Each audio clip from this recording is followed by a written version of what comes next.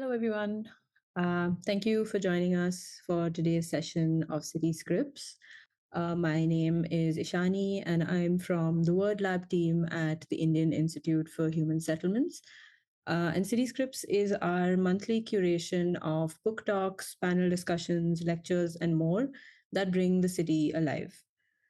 So, for the past year, our programming has been themed around planting gardens of public memories, in which we've imagined the city as our collective garden and explored the roots of our public and personal memories and histories through fiction, collections, archives, cultural practices, and more. And we'll continue to do this in today's conversation. If you'd like to see our past sessions, you'll find a YouTube playlist linked in our chat. And if you want to know more about what we do, you'll also find links to our website in the chat.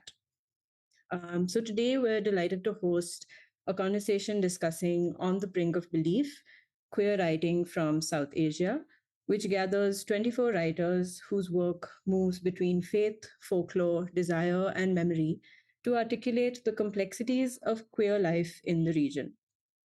Our speakers today are two of the contributing writers from the book, and I'm happy to introduce them to you. Dia Yonzon is a writer from Nepal. Her work spans fiction and nonfiction, with pieces such as Unwritten Letters, published in La.lit, a literary magazine in Kathmandu, and Essays in Love, featured in Cat Flap, the annual journal of Outburst Arts in Belfast. Sara Haque is a queer Muslim poet from Golpara, Assam. Their work centers queerness, faith, memory, and language. Sara is a 2024 fellow of the Queer Writers Room and Language is a Queer Thing by the Queer Muslim Project. Two of their works were published in Riverside Stories by Zuban Books. They've also been one of the chairs in Sahitya Academy's annual Literary Fest 2025 as an upcoming queer poet. And our moderator for this evening is Joshua Muyiwa, who is a Bengaluru based poet and writer. Presently, he leads the Luru newsletter and co produces Luru Minis for Luru, a quarterly city focused print publication. He also writes for the Hindu Sunday magazine and HT's Slurp, and he teaches an elective course on poetry and photography at the Azim Premji University. But mostly, he likes to imagine that he spends his time reading recipes and streaming television shows. We'll be taking questions at the end, so please write them in the Q&A box. Over to you, Joshua. Hi, good evening, everyone. And the exciting part of this meeting for me is on top of the list is that we're not in Bangalore traffic. So I'm glad everyone could join us. I had the opportunity to spend a lot of time with this book in a luxurious place, reading it in a tree house in Mangalore, as I said in one of our pre-conversations. And so I want to start with one of the questions I want to start with us thinking about is this idea of faith and folklore and the conversation perhaps both of them have with each other. In our contemporary, there's this idea that faith is this monolith thing that doesn't allow a lot of people entry. And I don't want to go into specifics, I guess, but if, we all know the sort of context we're all speaking about. And faith is now being produced as a singular subject, I guess, in a lot of ways. And the exciting thing is from this book is that that's being confused or being questioned or being played with. And this idea of faith being fabulous and faith being freeing and faith being exciting is also being produced through the book. So I want to start with asking both of you your relationship with this idea of this thing, because there's this way in which as I guess minority subjects in the world, where religion sort of is always performed against us. It's always said that, oh, will this religion accept you, or those sort of things, and we make these compromises around it. So I guess that's what I'm asking in terms of like, what was your relationship with it, perhaps growing up, and perhaps what your relationship with it through writing has become. All right. Hi, everyone. Thank you, Ishani, Asha, and Joshua for doing this today with us. This has been one of the highlights of the year for all of us. I think all of us worked really hard for this book, and we did not know that it would come together so beautifully. It's probably, like Joshua mentioned, the other day, that one of the very few anthologies where all of us sort of kind of know each other, even if we haven't met, but we worked with the same intention towards the same thing. And I think that probably forms the crux of this book, and also how our relationship to faith is, for at least a lot of us who have contributed to this book. Um, for me personally, I ended up doing something through the residency in Colombo, after which, we submitted all our pieces for this book. I started writing nonfiction. This was something that I never thought that I would explore, but that kind of became the centerpiece for this book. Um, and it was something which started off as this very simple conversation that I had with Maniza, who is a part of the Queer Muslim Project, who held this entire fellowship for us. And it went into this whole discourse that we had, and a lot of us, like, we were constantly talking about these things because we were trying to write. At least we did not have a lot of time to write in the fellowship itself, but um, we were thinking of how intimate our relationship growing up has been with faith, but it's also not in the generic way, not in the heterosexual patriarchal way that society wants us to have this relationship with faith or with God, and with any entity that we think is higher than us, is mightier than us. For me, it was this relationship with my paternal grandmother that I talk about in the piece that I'm also going to read here in a while. And I kept thinking that how deep, how way long back this thing went, and how deeply it shaped my relationship with my faith, because it did not come from the scriptures. I was never taught how to read the Quran, which a lot of mostly Muslim children are taught by the ages of 8 to 10. But I was never taught that. My parents never kind of imposed it in a way on me, I feel. But my grandmother was a deeply, deeply faithful woman. She was not religious in that way, if we look at things, but she had this very very intrinsic faith about her, that she believed in that, and she believed that it was the only way to be. If there is some God, that God is always looking after you, and that God is the only being that you need. So here, when I talk about jinns, the relationship that I talk about, that this jinn had going on with my grandmother, it's not um, something that will probably find sanction in that way in the religious texts that we have. But the way that I was introduced to these mythical creatures, the way that I was introduced to how faith works, was through this very concept. And I think that is very queer in itself. And that's why, I continued looking up to her as being this very queer woman who lived in solitude all her life, but had this very unwavering faith, and she took it with her till the day that she was no more. And I think I also ended up inheriting that, and I try to be more and more unwavering in that sense too. So yeah. Dia, do you have a Yeah. Yeah, thanks, Sarah, for going before. I mean, we have this back and forth where we're like trying to make each other speak first.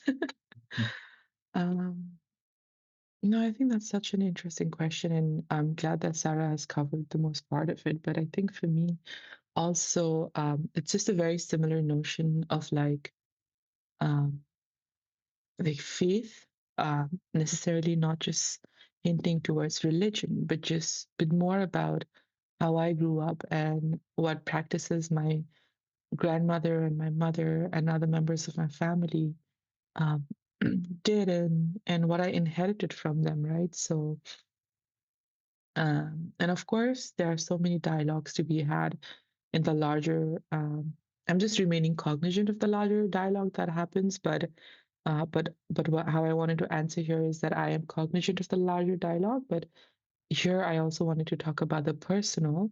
And personally, I think for me, faith has always been about what my grandmother and my mother practiced, and the little rituals that they did in the morning, in the evening, and just a way of life and how they talked about it. So I think just like attaching myself to those memories, and taking from them and being inspired from them has, in a sort of way, blurred the line of what is mystical and what is the reality, and just the idea of like that faith for queer people or any other um, marginalized community can also mean creating your own practices and ritual, and how, for me, writing about queerness um, and faith sometimes had just been a theology of my own.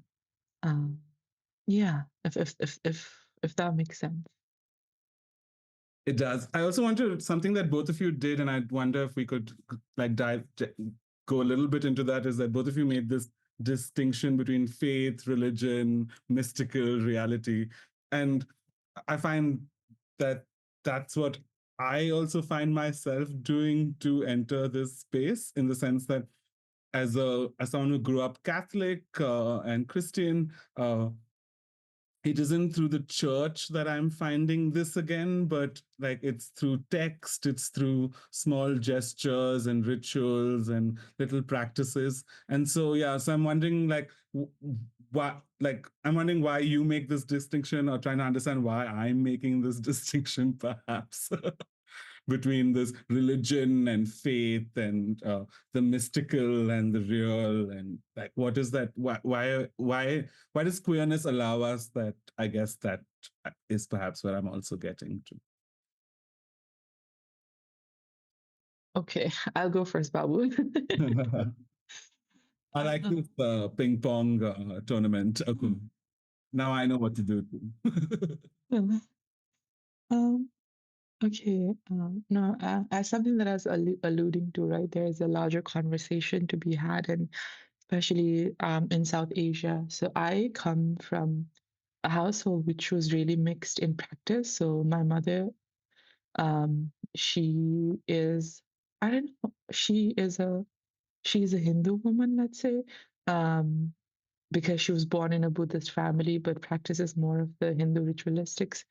My father was a monk for entirety of my life, and so I just grew up with like mixed practices, um, and then again in the larger spectrum, I think to be more exact about a question, at least for me, right? Like I see that how maybe if not for me, but for the larger queer community, there is this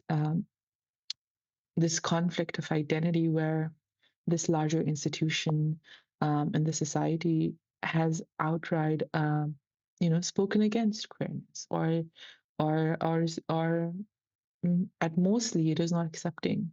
But at the same time, you also realize that um, you have a weird affinity or weird attachment to these institutions and to these spaces and to the community, not because of the institution and the text itself, but because of people and memory. And it is so marked. And for a lot of people, I think it becomes very difficult. And I think for me as well, for some time, I was like, that's the last place I want to be, is to find faith. I never want to be there where my identity is not seen, or is not recognized. And I think what it did for me was just like push me away from my own journey of just like understanding myself and my relationship with the people and the community.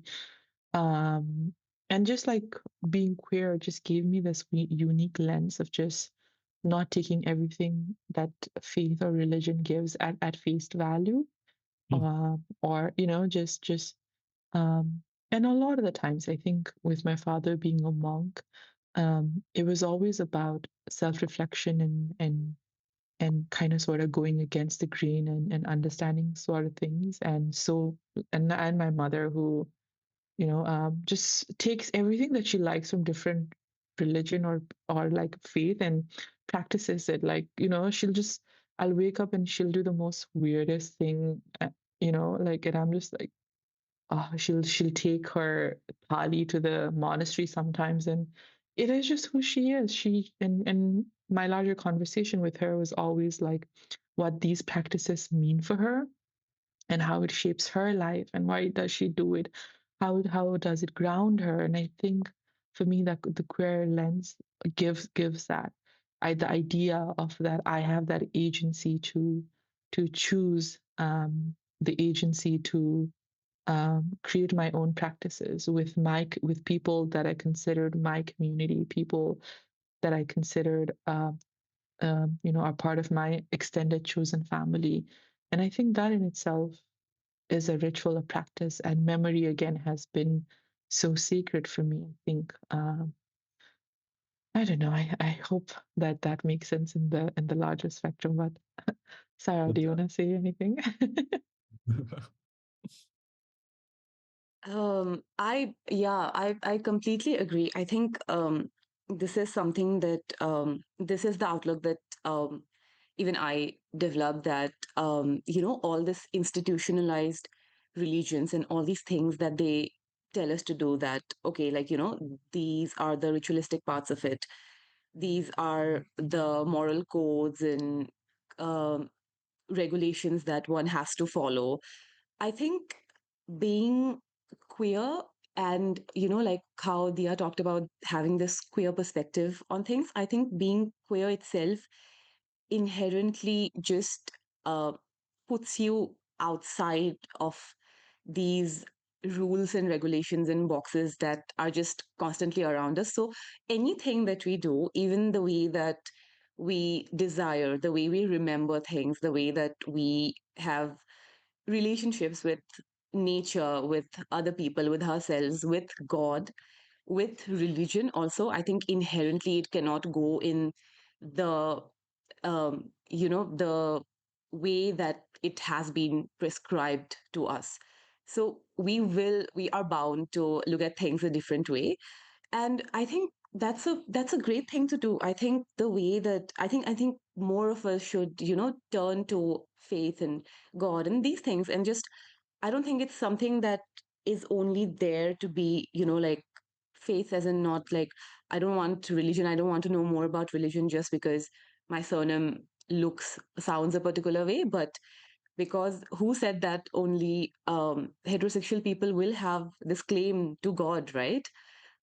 So I don't want to let that happen. And I think we are on our way to, reevaluate all these things and just question everything and just make things the way that we want them to be. Because at the root of it, and that is something that, goes across religions, I feel, is that God treats everybody equally.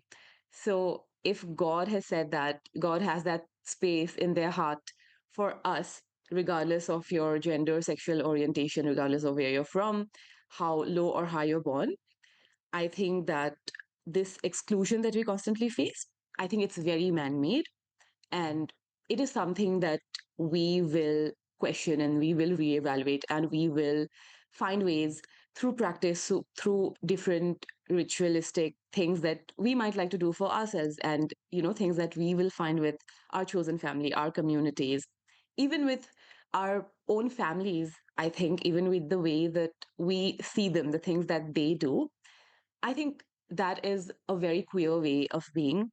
And that is something that that's something that I want to hold close to my heart and keep doing for the rest of my life. And also, yeah, like I think personally for me, this is something that we have spoken about so much. Um, there was this moment that I want to, share with everyone.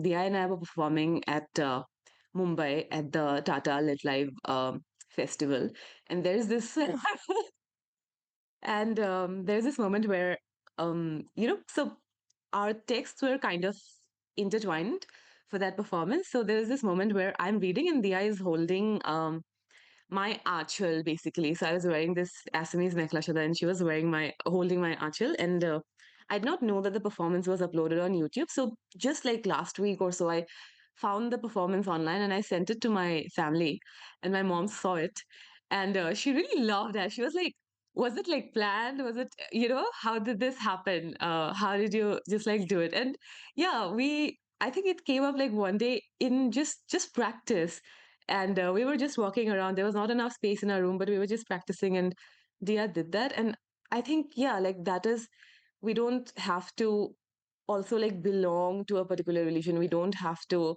believe in all the things that religion is telling us to do and telling us that, oh, this is right, this is wrong, you cannot do this because you're not from here, or stuff like that. I think it's very irrelevant. The way that our lives are, it just becomes very irrelevant. And I think we lead on, we start from there to have this, extremely customized relationship with faith.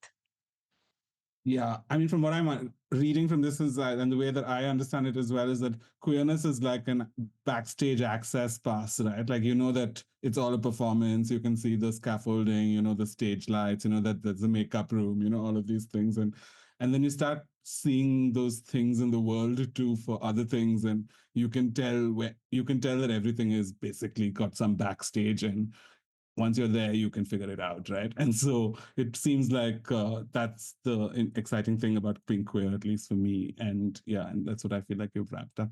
And speaking of performance, let's have you both read from a little excerpt from your work. And yeah, uh, is it now Sarah's turn to start? Yeah, I think it is. This is great. Actually, we've always worked really in sync. Like there are no hiccups. There have never been hiccups. Right. I'll read This is the I'll read cover a section. book, just in case. I mean, it's mirrored, but yeah. Oh, okay, yes. Yeah. It's so pretty. I love it. Um I'm gonna read okay, I'm gonna give a little bit of context for those of you who might not have read the piece or the book. Um so yeah, like I said, I was a part of the Queer Muslim Project's the Queer Writers Room. And we had a residency that was held in Colombo. Amazing place, beautiful memories. Um, and we were staying in this hotel called the Gallifey's Hotel, and it's this very old hotel, and it's supposed to be haunted, like some sections of it, because it goes back to like colonial era and everything. And then something happened on our first, or was it our second night there, like one of the very early nights. I was locked outside of my room, and I was trying to. My roommate was a very, very deep sleeper. Also had like, I think, like earplugs or something on. So I was trying to get back to my room, and I wanted to go to Rafiul, who is the founder of the Queer Muslim Project. I wanted to go to Rafiul's room, and I was knocking, but I did not go to Rafiul's room. I actually went to Maniza's room, and then I went to another room. So I was just knocking and trying to tell them that, like, oh, do you have like an extra key? Like, I was this sort of a panic state. Nobody opened the door, obviously. And then we spoke about it the next day, and they were like, was it you? Were you locking there? And they were like, yeah. I was like, yeah, it was me. But then they were like, oh, there are rumors of this hotel being haunted. So we got spooked out a little bit and stuff. And then Maniz and I started somehow talking about jinns from that point onwards. And that immediately took me back to this whole childhood memory with my grandmother, where she used to talk. She has talked about jinns throughout my childhood, but she used to say that, a jinn lives with her. And that got me writing creative nonfiction for the first time in my life. And yeah, that's what this piece is about. I'm only going to read a little part of it, the very beginning. So yeah, here goes. It's called A Fever, a Gin, and the Collectibles of Grief. The first time my dadi, my paternal grandmother, told me about gins, I must have been a child of around 6. She lived with us, my parents away at work, raising a restless child that was me. It is most of what I remember from my childhood, a film strip of rose hued images running through gardens of marigold, tuberose, jamun trees, scratched knees, and sticky summer hands. A tanned, disheveled child coming back to Dadi's delectable food and her treasure trove of peculiar tales. We used to spend those lazy summer afternoons lying in her bed, braiding each other's hair. She'd tell me of dacoits and witches and golden fields of rice, fireflies making them look like star encrusted skies at night. I listened enraptured. Tales of jinns who lived amongst us. Allah made them of fire, clear, pure, free of any intention, like us humans who He made of earth. All our lives, each of our deliberate and faithful acts, the weight of our corporal being, will be measured on the day of Qiyamah, sending us towards Jannat or the hellfires of Jahannam. We were forbidden to make a din in our everyday lives, a task for a little changeling like me, lest the dead think it's Qiyamah already and rise from their graves. The jinns, with their mostly eternal lives, our cohabitants of this twisted, enchanted earth, face the same fate. I wondered if I'd get to see them when that happens. Dadi told me that a beloved jinn lived with her. He lurked by the swamp near our house, a fleshy pond filled with water hyacinths. Jinns are invisible to us, or so she told me, but I often caught glimpses of her cooking, swaying to a little tune no one could hear, or bowing down in namaz, reciting whatever surah she learned by heart. And to my curious eye, half hidden behind a door or at the foot of a bed, I felt there was another presence in the room. The union of humans and jinns is forbidden, reviled. But for Dadi, he guarded her against the evils and horrors her lonesome existence foretold. On stormy, inky nights filled with the sounds of anarchy in the heavens, I'd stare bug-eyed at her face, clutching her hands around my heart, and she would whisper in my ear, "It's all right, Mono. Nothing can bring you harm. Allah is watching over us. My jinn is also watching over us." The empty, echoing house, the fear of intruders and unnamed evils would leave me then, relief washing over. Since one might invoke their anger or resentment, taking a jinn's name at night was forbidden. But Dadi's jinn was her companion, her loyal betrothed from another realm. She trusted him with her life and her death. Long stormy nights like these, when she had no one who would lend her a shoulder, Dadi stood still, unwavering with strength that could carry her across the wide chasm of her grief. The loss of her family, some of her children, both within and outside the womb, her resentment at the injustices of society meted out to a woman who had nobody to lawfully defend her. The jinn stood witness to all. A being who did not share the same language or the same essence of creation, he stood testimony to her forlorn life. It was what kept her tethered to the material world, kept her from bearing the unbearable weight of this solitude alone. But it wasn't just Dadi who felt this way. The same went for this jinn, her becoming the object to tether himself to. His existence panned out across the trinkets she would have around her headrest in her house. Perhaps they mirrored each other in their solitude. When becoming my own person from my childhood being, I was learning to bear testimony to her grief just as he did. When she dies, Dadi said, the jinn would then tether himself to me and bind me to this house. Thank you. Uh, Dia, you want to go? Yeah. Okay. I just have the morning voice. I just woke up, so I was like, yeah. um, Before I start, it's always a privilege to listen to Sara. Love you, Babu. um, yeah. Okay. Some context to the reading. So I have a creative fiction, a short story called Nangsal, which means in my mother tongue Tamang, it means the butter lamp that you usually see in the monastery. It's something that I grew up with. My mother begins her day by lighting the nangsal, and it's always considered that a nangsal should always be lit in the household, even if there's no one. Um, and it's used in all the ceremonies, in birth, in death, and in the mundane. So I think that kind of sort of inspired me to write about it because it was all around me, but I never gave so much importance. And it was when I moved away and I started living by myself that I started lighting nangsal by myself, and it just gave me the sense of like, oh, I'm home. There's some familiarity there, and wondered what it would be like to live a life through nangsal's perspective, or just the idea that I have this so much, like I have this friendship with the nangsal, this object which has now become a person for me because it holds so much memory. And I thought, would it have similar? And I think that's faith, right? That's like taking a leap, thinking that a nangsal, a butter lamp, that you took from your mother's collection can hold memory and talk to you as well. So that was the inspiration behind this piece. And in this piece, we talk about a character, fictional, of course, called Nima, and she's living with her mother.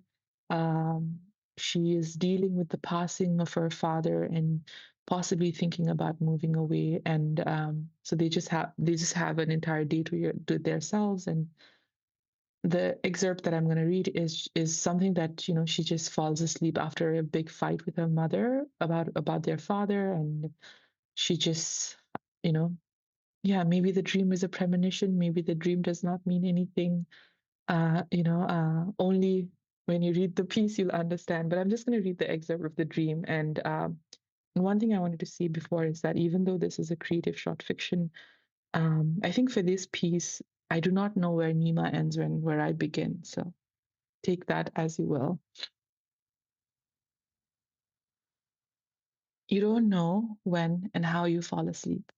In your dreams, the pungent smell of the hospital room from your memory is drowned by the smell of grassy knoll you're standing on.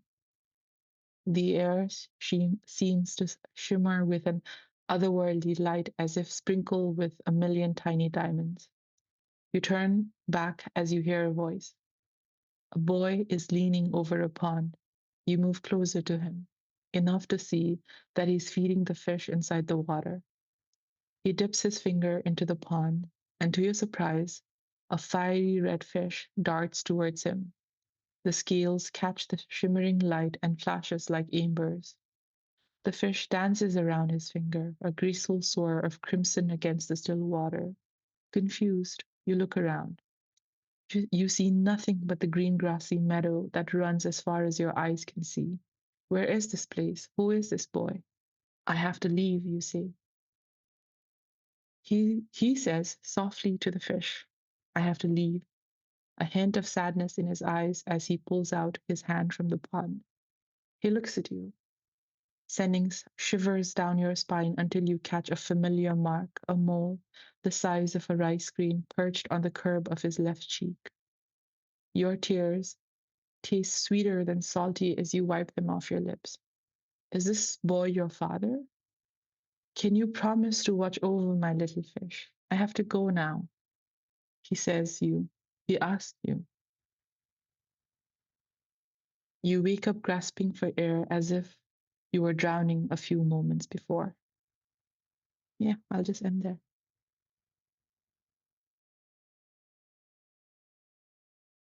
Thank you. Thank you both for that reading. I wanted to come to the process of the book itself. And as Sara, you went a little bit into it in the context. So can you tell us a little about how the book came about itself, the anthology, the fact that you were, I think most of you were in Colombo together, at least for some time. And so, yeah, tell us a little about the writer's room and yeah. It's the term. We're so obedient. No, I think as Sara already mentioned, and as you already said, I think it's an anthology where this feels more personal, and this feels like it was. And I think as writers, right, we always there's this idea that you sit in a dark room and you write your best piece and you share it to the world. And I think for many people it is true, but apparently not for me. But what I've discovered is that writing with a community makes it much more stronger, um, and it just enhances my practices. And I think, in a collective way, since we're talking about faith, it was just very communal as such. Sometimes faith is that. It is very individual, but also very communal, meaning that we were staying at this coastly, beautiful place in Colombo. And it was the second year, I think, for the Queer Writers Room. And so the process was all of us came together. There were folks from the International Writing Program at Iowa Writers Workshop, and it just began by talking to each other about our stories, talking to each other what mattered to us, talking to stories about what hurt us. And you don't know many of the people. We're all over from South Asia, and even though I always put us as a unit, there is so much diversity and difference of experiences there. So for all of us to just come in and just jump into our deep stories about who we are and what hurts us and what our hopes and aspiration are was very magical. I remember on the first day we were right by the shore and just like sharing the most intimate things about our life on the first day. So I think that was a leap of faith that we took on us. There was a faith in the community, and I think the rest was just us.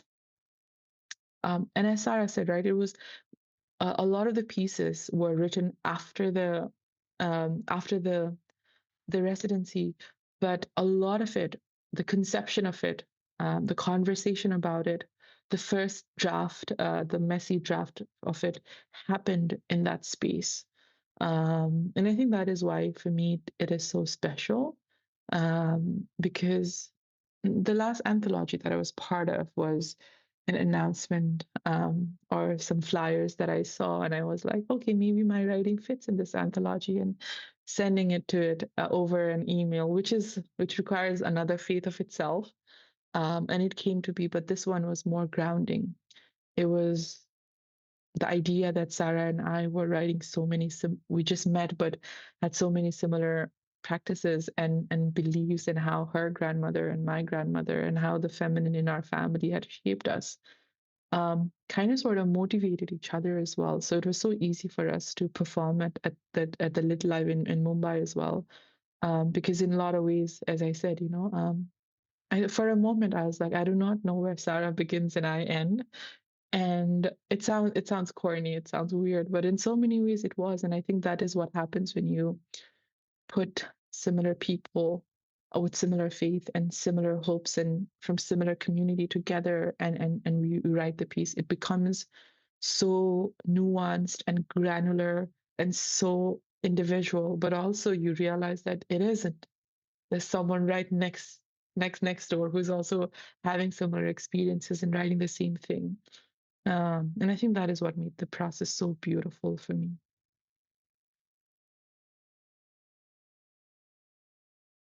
Sarah, if I could just add to the question so that we get another angle to this thing is, would you tell me a little about how the book is sort of divided? Would you understand there's like 3 sections? So was there a discussion of how these things are, how the book would be ordered, or was it just a lot of workshopping in the writer's room, and then like what was the shift from writer's room to anthology, let's say? I think the credit mostly goes to Kazim. We did not know that we would have so many pieces, um, and also brilliant at that. We did have, I think, during our residency at least, we did have um, one-on-one sessions also with the mentors. So we had Darius, whose piece is also there in the anthology. We had Maggie, we had Kazim, and we also had Christopher. Um, what's Christopher's surname? Meryl. Merrill. Yes, Christopher Merrill. Christopher Merrill was there with us and had this had this beautiful poem that Agha Shahid Ali had dedicated to him, and he read it out, and all of us got emotional. And yeah, I think for us during the residency, we constantly had these conversations because we also had very extensive workshops. We could hardly see Colombo actually because we were workshopping the entire time. And we used to have writing exercises, we used to have prompts. So even though there was no actual time to flesh out our pieces completely, but I think for most of the pieces in this anthology, the seed of the piece itself was germinated in Colombo. And around that, so outside of that time during which we workshopped, when we are having lunch and dinner, or if we're just, going around in each other's room, just lounging, we seem to not to be able to like talk about anything else. It just seemed like, where were these people all my life?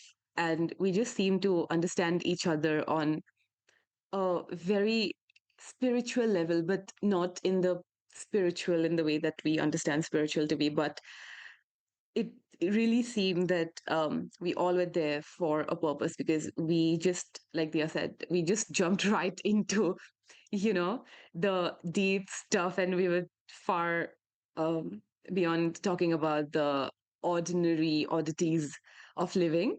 So we really got to, I think, question and just explore, how do we see ourselves in relation to the world, in relation to faith? How do we see the place that we also come from? Because again, like Dia said, it was so diverse. We had people from Pakistan, we had people from Nepal, India, Bangladesh, we had people from Sri Lanka. Everybody had their own story, everybody had their own lore, but it still felt that, somewhere down there, we all are trying to see the same thing. Somewhere down there, we're trying to write about the same thing. And whether it be any form, so we were doing poetry, we were doing very short forms, very, strict poetry forms. Also, we forayed into nonfiction, fiction, and it was very interesting. And I think um, Kazim then probably he did get a lot of insight after talking to us individually also. And yeah, the book then became what it was.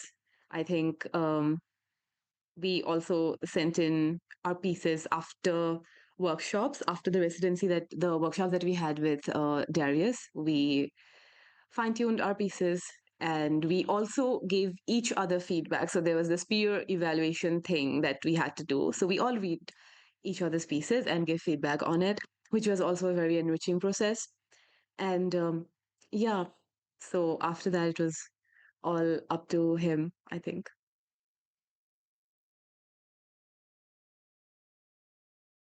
Uh, should we read a short bit and then maybe like take questions in the last 10 minutes? Yeah. So it's like 7:15. So maybe if you want to read a couple of lines of a poem or something, that would be nice. Okay. It's a prose poem, so there must be more beautiful way, and it's an imagination of perhaps um, what it feels like, what it might feel like to be abandoned, I think, um, but also to be known that you're loved, or that there was a possibility of it. And I just let it be. Okay, there must be more beautiful ways to die than being hit by a car in the morning. I was walking to the bus stop from your apartment, your smell still lingering on my body, and the taste of your lips on my tongue. The boy who stole the key to his father's car, driving recklessly through the fog, didn't have time to hit the brakes when he saw me at the turn. This was my obituary in the local newspaper. A transgender died in a road accident while looking for clients early morning. Will you call my mother to return the ring I left? Sorry. Will you call my mother to return the ring I left on your bathroom sink? Will you tell her that we were dancing in your kitchen while you cooked spaghetti? Will you tell her that I beat you in chess twice, read aloud my poems for you in bed, and that I had spent the night in your arms, not searching for customers in cold of the night as the articles claimed? Do you regret not kissing me goodbye? Will you tell your family about me and take days off to mourn me? Will you bring flowers to my funeral, read my poems aloud, and rewrite my obituary on the papers? Knowing all this, would you have asked me to stay with you that morning?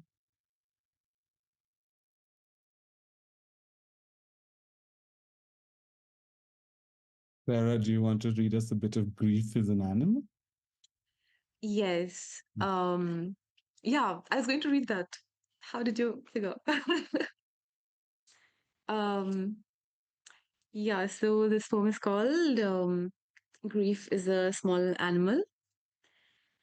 I want to give like a little bit of context for this poem as well. Um, I fostered a baby kitten for about 3 weeks um, last year, and I think it was one of the most transformative experiences of my life. Um, and The kitten was really, really small, and it was still, you know, winter was still giving its way to spring. So the kitten used to sleep right here under my blanket, and it somehow made me have a lot of feelings. So this poem is for that kitten. Grief is a small animal, cradled in the gorge of your ribs and your stomach, the faint inkling of another heartbeat, so out of sync with yours that it's terrifying to breathe, lest you open up that gorge and let it out asleep, a living so delicate your touch could squash its guts, leave a fig of a heart knifed open in your palms. Grief is a living animal suckling at your cuticles for the want of milk, its jaws mouthing coarse words in an uninvented language and a tongue of thousand needles. Grief is to be fondled and kissed and held with its head between your fingers every morning. Grief is to be fed. To look into its eyes is to see God and yourself in the absence that makes you both. Grief is to be swallowed by its sounds and its incoherence, to lay in desolate stupor, making a wreath around you and live with grief. Grief in its small body, in its eerily human size, sometimes confused with the rumblings of your stomach, its wandering wailing to search for something beyond the expanses of your corpse. Grief sits supine in your lap, then claws its way up to your head, to the crook of your neck, where all you can feel is grief and your surrender. Grief grows old and weighs behind your knees and your chest, immovable fluid. When grief has laid with you long enough, it begs to be unhanded. Your nest now in shreds of unattended discomfort. Grief goes over into air and your light. Grief becomes a phantom of memory and love shaped into a small animal.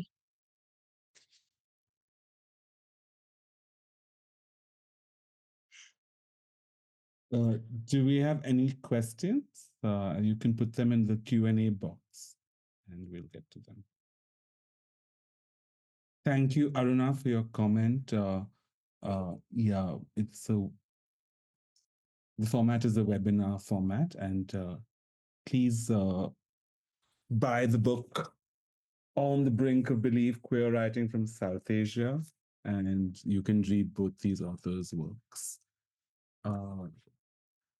Riddhi Sharma has asked, is anonymity an important perspective for a person who identifies themselves as queer? Also, can you shed some light on the etymology of the word queer, like who began it, why it is so?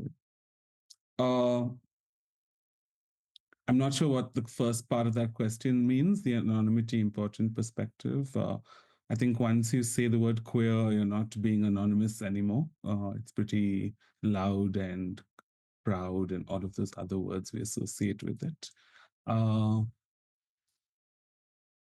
The etymology of the word queer, it's called, it's this act of reclaiming that marginalized societies do. So words that are used as insults for a community are sort of taken on and owned by that community and polished and glistened into something more powerful. And so queer is one of those words. Why it is so? It's queer people do this. We take things, we take rubbish and we make it fabulous. And so I think that is the act with the word queer too. Yeah. Maybe I'll just ask another question. In my own practice as a poet, one of the things that has been really exciting me is one of the things that have been really exciting me is this idea of like these things that you were talking about, rituals and gestures and those little tiny things. And I'm wondering, like, what is it about these things? Like, what is it about lighting a nangsal, or like you said, the sentence, when I light it, I feel like I'm back home. And there's this idea. So I'm excited by this. I'm interested or want to look at this idea of like this tangible objects holding these rituals and things like that. So I'm just wondering, like, in your own practice, what other objects that are not really quote unquote faithful or religious objects that have become ritualistic to you in your own practice, perhaps?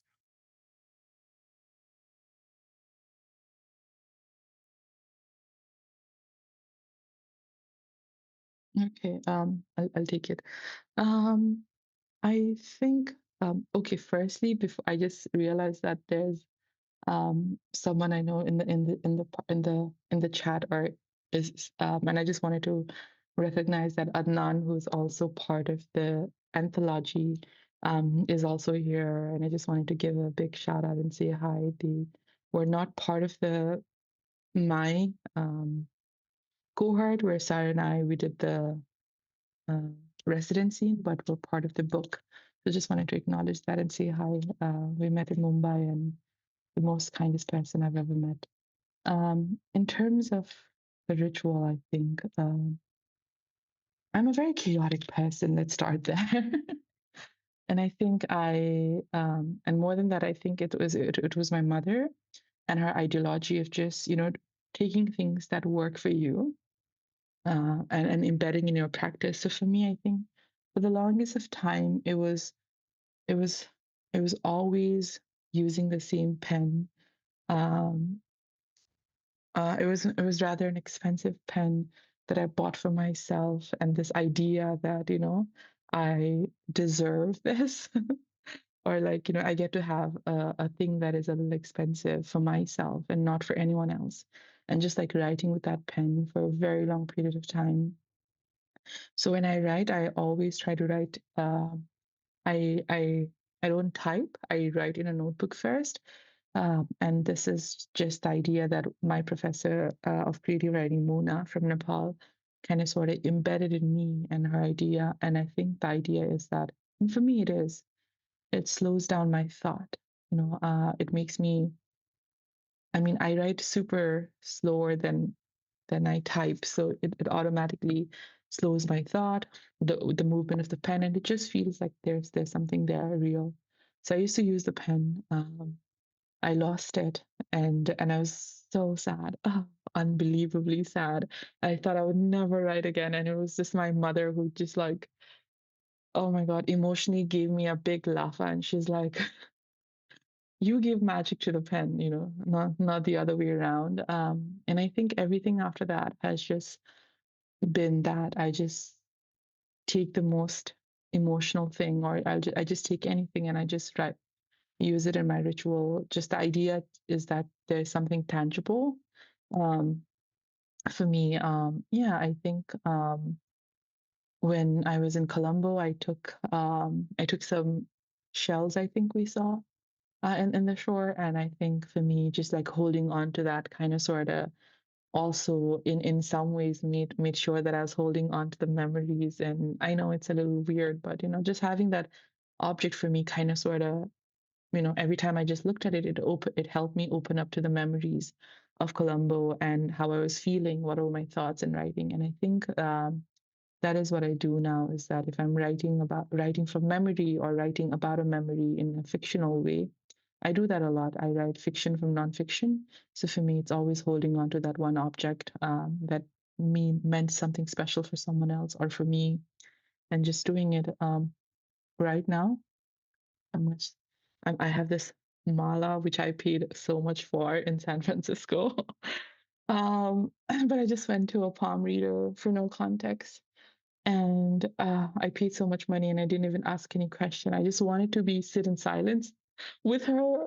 And I don't know what happened, but she felt so bad that I didn't ask her any question. And there wasn't a lot of reading, but they were just sitting, and she just gave me this bracelet for free. And she said that it kind of sort of works against my insecurities, and it'll help me be more confident. And since then I've just always been like, I have it with me, around me. I carry it. This is also a watch from Nepal of a very close person who I love dearly gave it to me before I came here. So just things like that, carrying people, I guess. Adnan has a question. First, he says, "Hi, Sara and Dia. Thank you for such a beautiful reading. I want to ask you, what do you feel about the importance of this anthology existing and why more of such works are needed?" Sara, you want to take this on? Hi, Adnan. Thank you for being here. Thank you for your question. And I think we all feel the same way about this thing. And I